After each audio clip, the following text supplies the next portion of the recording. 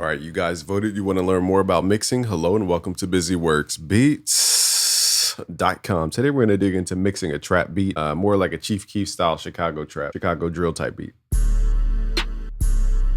So we're going to start from scratch. So here's before.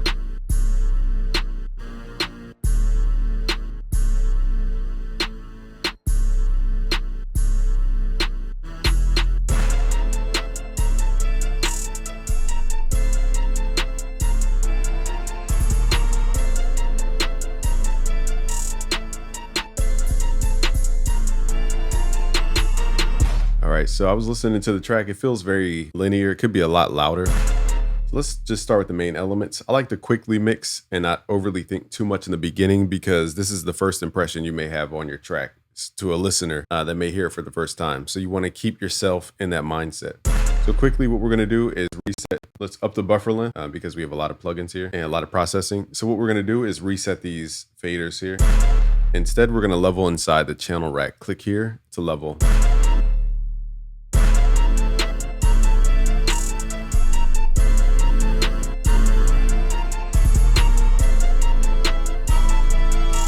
I'm also going to pan stuff left and right. So this track feels a little left heavy, so let's pan things to the right to balance it out.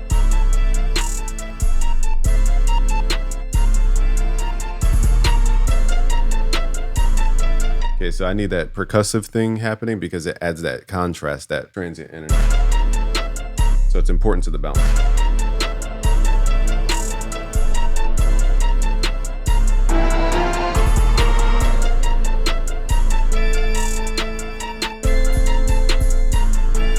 So now we're hearing more instruments and different octaves. So we're just rebalancing the track. Turn up the hi-hat.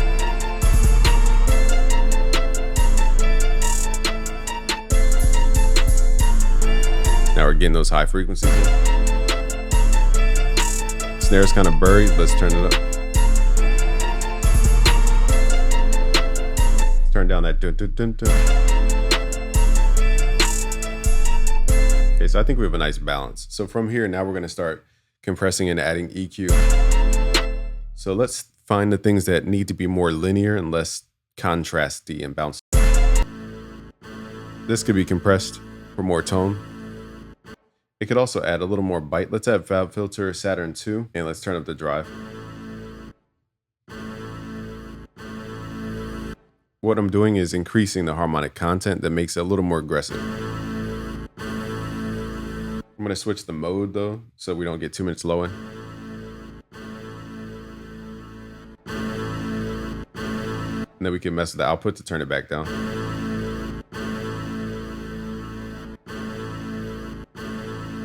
We could also push the input gain in for more crunch, more processing. I think the sound is a little too left heavy. And because it's a stereo sound, what I'm going to do, instead of panning it, we're going to pull this mono. If you don't see this, go to View Extra Volume Stereo Properties, click that, and then mess with your knob right here. We're going to pull this more mono. It's a little too wide.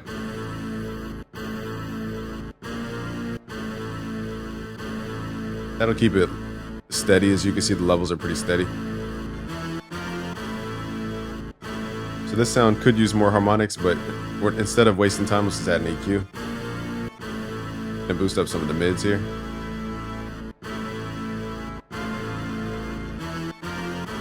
Okay, so I'm just picking the frequencies I like of each sound. This could use a little more EQ. Let's chop out some of the subs because we don't want the sub frequencies to compete with our bass.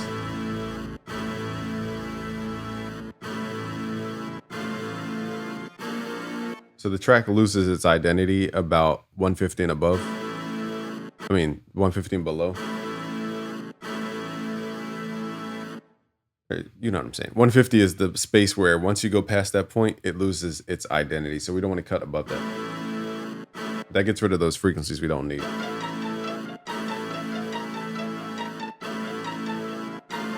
Kind of like the looseness of the sound.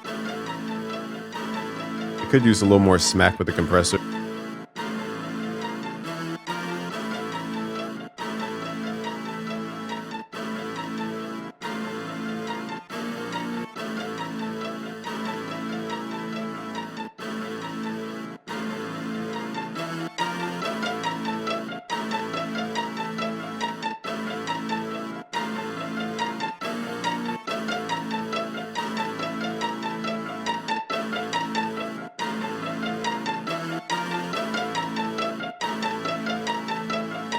We're just making the pointy parts more pointy, so it could play that role of contrast a little bit better. I think this flute's cool, just needs a little more dimension. Let's add some true verb to it.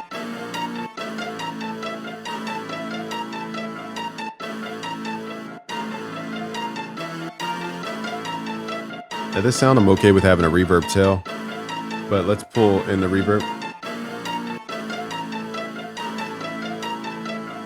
We're just trying to give it a space. I like the way it sounds. Notice I'm opening it up instrument by instrument because this is how I made the beat. This sound can be widened a little.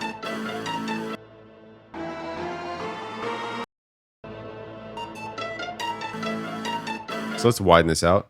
There's Fruity, where is it at? Fruity, I'm just gonna use one of the FL Studio, Fruity Stereo Shaper. We're gonna go to the right click for the effects and go to Stereoize. It's gonna widen it out using different techniques.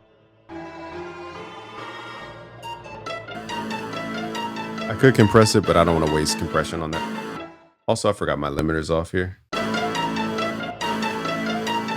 So I like mixing into a limiter. This is Waves L2.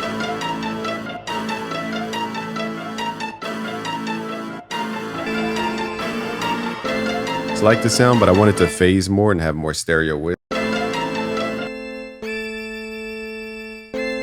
So firstly, we need to widen it. So let's do the Fruity Stereo Enhancer, Stereo Shaper. Let's create a longer delay. Now I want some kind of vibrato. I want to use this Brigade course to add a vibrato to the sound. Let's add vibrato. Let's just slow down the rate.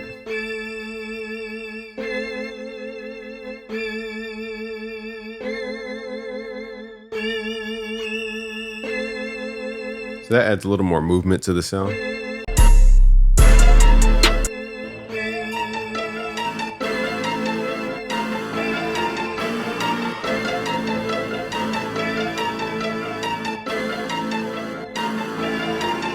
So these instruments are really full, so we really need that bass and kick drum to punch through.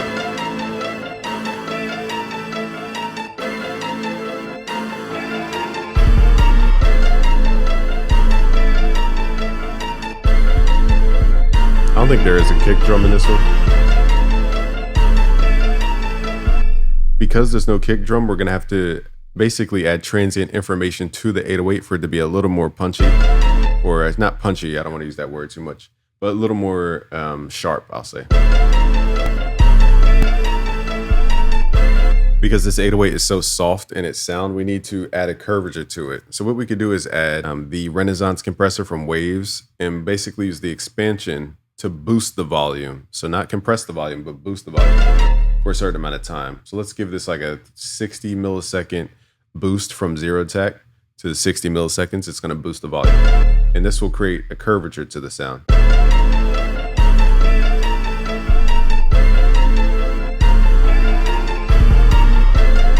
And now you can feel the 808 punch and come through the mix a little bit more. Let's add some Saturn too.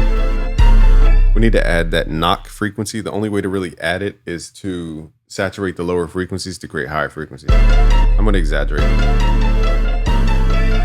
Okay, and let's add an envelope here. We're gonna give it a shorter decay this time, and then drag this to the mix level, and then pull the threshold up. So basically, we're just creating a kick type of frequency for the 808. So the 808 seems very full, so let's go to the 808. Okay, so you can see the 808 just is full and then it fades later. Let's try to fade it early so that it has more decay curvature. Now we're changing the way the song is being produced. So we gotta be careful here because this is changing the whole. So let me explain this. The conflict here is that the 808 is too full. It needs to be sharper in its shape. Okay, but the problem is it's not cutting through because it doesn't have enough frequencies and it's not shaped. So either pick a different 808 or we're gonna have to compress now Because we've created the beginning of the sound, let's start compressing the body of the sound to lower the volume. So now we're going to use compression, not expansion, but expression this time, but after 60 milliseconds.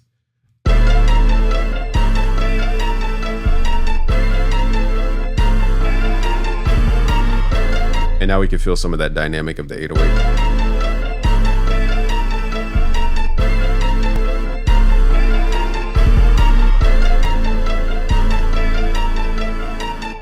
But we lost some of that frequency in this processing. So let's figure out if we could add it back within the EQ. Usually 60, 70 hertz, but for this, we just need to knock it at about 200. And 500.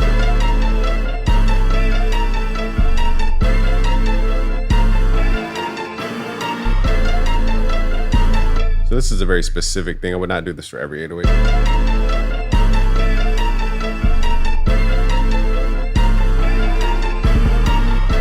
Use K-clip, get some more harmonics out of it.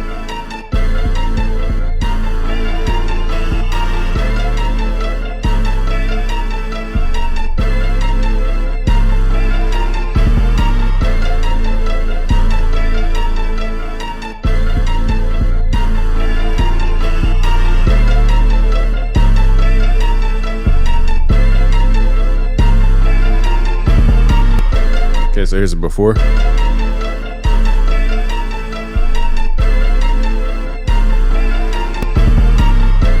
Now it stands out.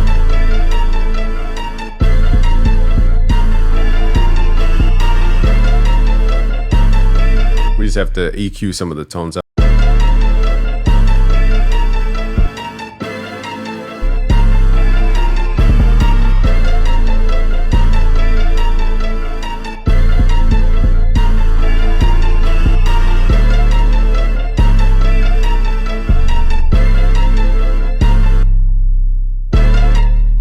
There's like a boxy tone in the 808, so I'm going to solo it. After clipping, here's before. And after clipping, you get this like boxy tone.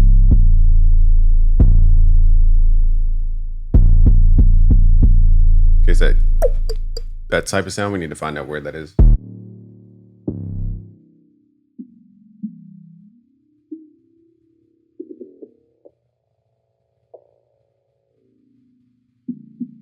It's either at 250 or 500. So those are also going to be harmonics of each other. So we're just going to pull that down for this sound specifically.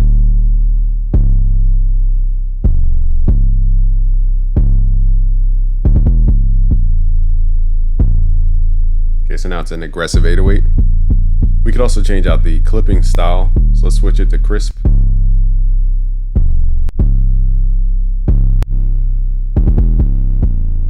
There's different modes.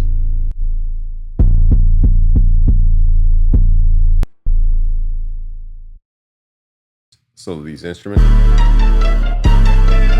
Because we have so much content that's square based, because we're using saturation, we don't want that brass to be overpowering the 808's upper harmonics. So we got to make sure the 808 can be heard over the brass.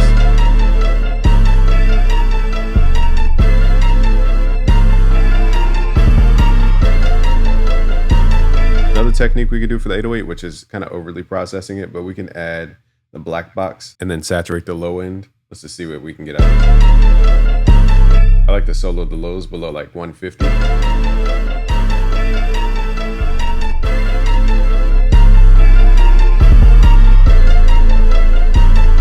can mess with the triode, but just make sure you... So now we're completely shaping the 808 differently to a different shape.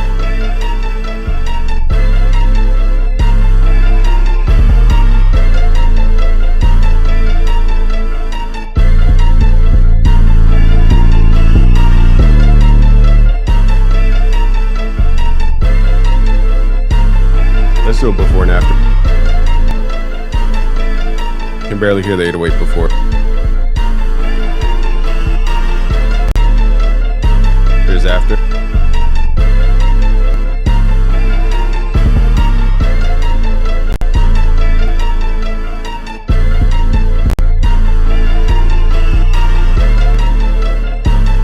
I like like it before the black box because the black box approach is making it a little more round.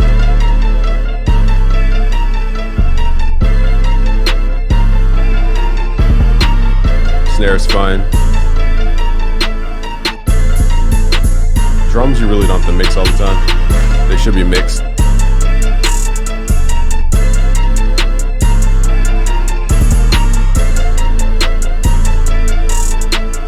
So we're going a little heavy into the limiter, so I'm going to use the mix bus to start turning the whole thing down. So that's pretty much the mix, but let's use the mix bus to get the final tone.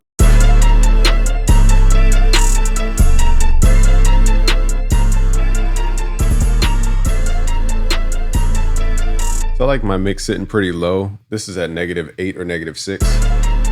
Just giving me enough room to add more plugins here. First thing I like to do is usually clip. You could use Fruity Soft Clipper. I'm going to use K-Clip in this case. You could use Standard Clip. You could use T-Rex Classic Clipper. There's no one clipper. Just lower the threshold. Just going to push volume into it.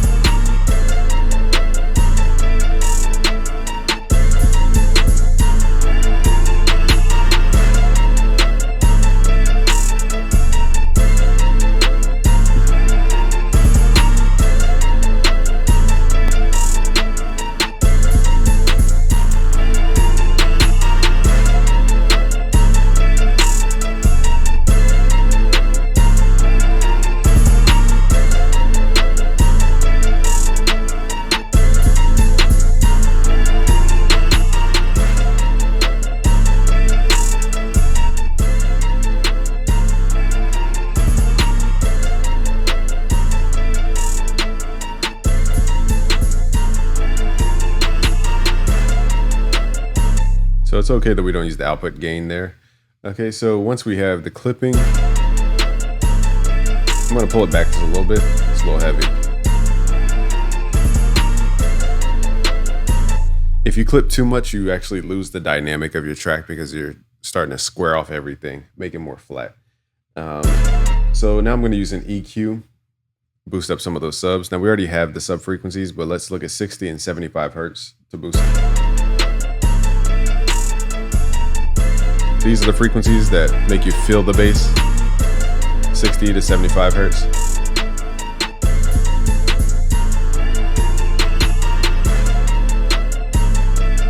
I don't want to boost it too much because I don't want to overly round out the sound.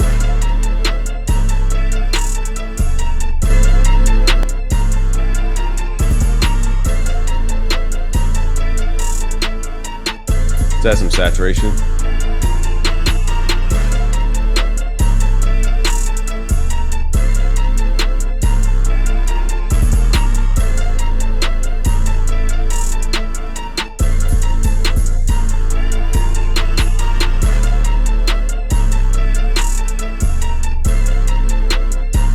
So saturation is giving it that rumble sound. I like it on the entire beat, but you could pull back the threshold so it doesn't affect the entire sound.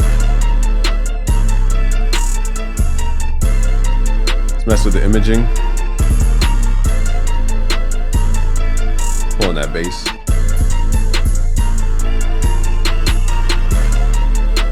Now having stuff too wide can make it sound thinner.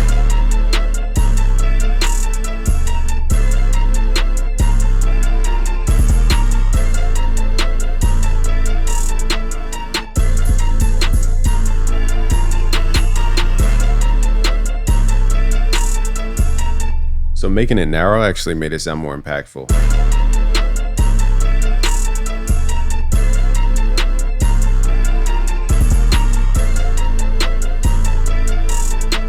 So this would be, I can't really tell if there's a lot of de-essing. There's nothing hurting my ears, but just as a safeguard, we're gonna add a de-esser here to take out any frequencies in the higher range that are piercing. It's a couple of frequencies in this range.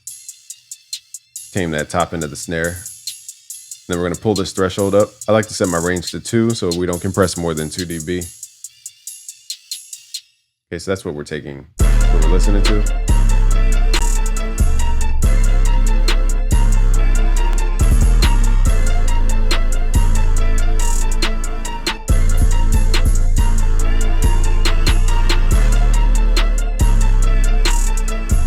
So now what we can do is turn up the gain and see if we get more or less vibe by cranking.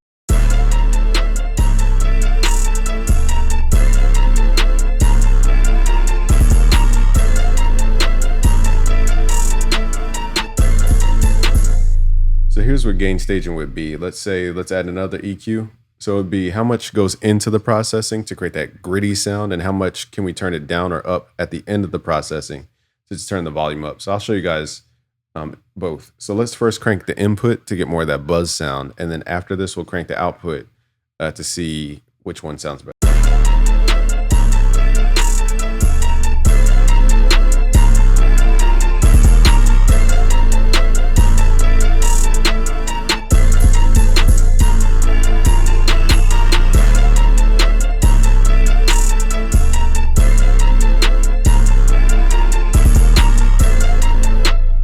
Okay, so that's with the input cranked. Now let's do it the opposite way. Let's turn down the input and crank the output up.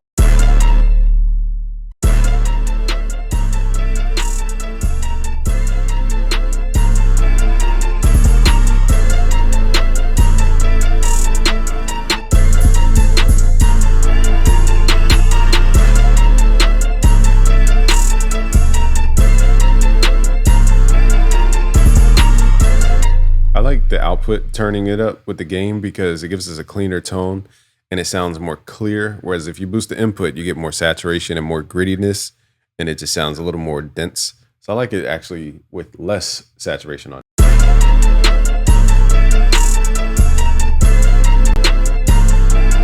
Let's do it before and after.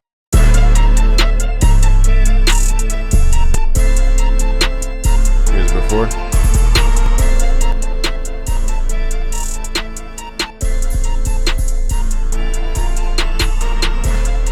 Sounds really thin.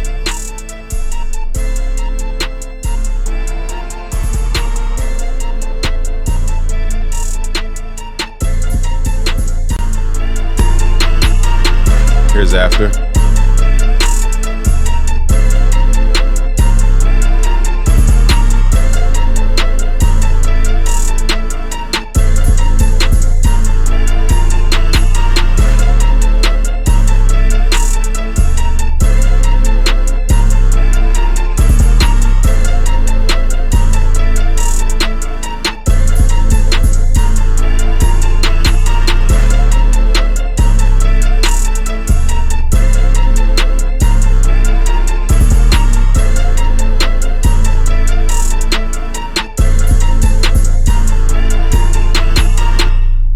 So that's how you mix trap beats. It's Game from BusyWorksBeats.com. If you guys want to take this deeper and you want to learn the basics from compression to EQ to limiting to clipping to making stuff louder, wider, go to BusyWorksBeats.com/premium and look for the course called The Mixing Fundamentals. That's going to guide you step by step through all this mixing stuff and make it super easy. So if I went too fast on something, go to BusyWorksBeats.com/premium. Thank you guys for watching. It's Game from BusyWorksBeats.com.